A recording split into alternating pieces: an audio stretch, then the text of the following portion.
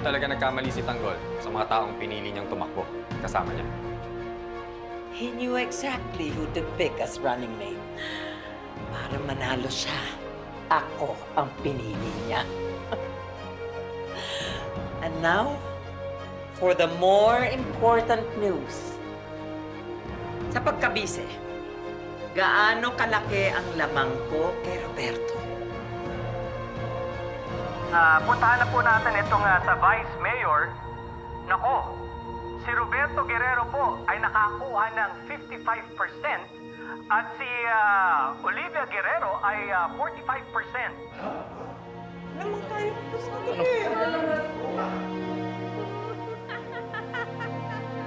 Si Mayor Roberto ho, nakakuha ng 508,857 votes against Olivia's 383,870 votes.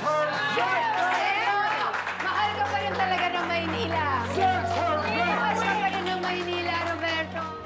Vice, nakakuha po kayo ng almost 374,000 votes.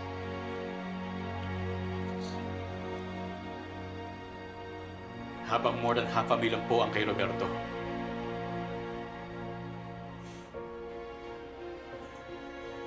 You don't know what you're saying! Give me that!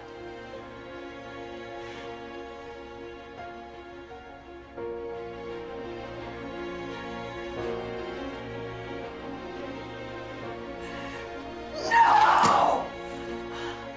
Hindi niya ako natalo! Hindi ako pwede matalo! Akin ang pwesto! Akin ang kapangyarihan! Huwag kang mag-alala na. Kapag naupo na si Tanggol Bilang Mayor, kakausapin siya, bihir ka na, pwesto sa City Hall. Hindi ko kailangan ng limos! I want what is mine!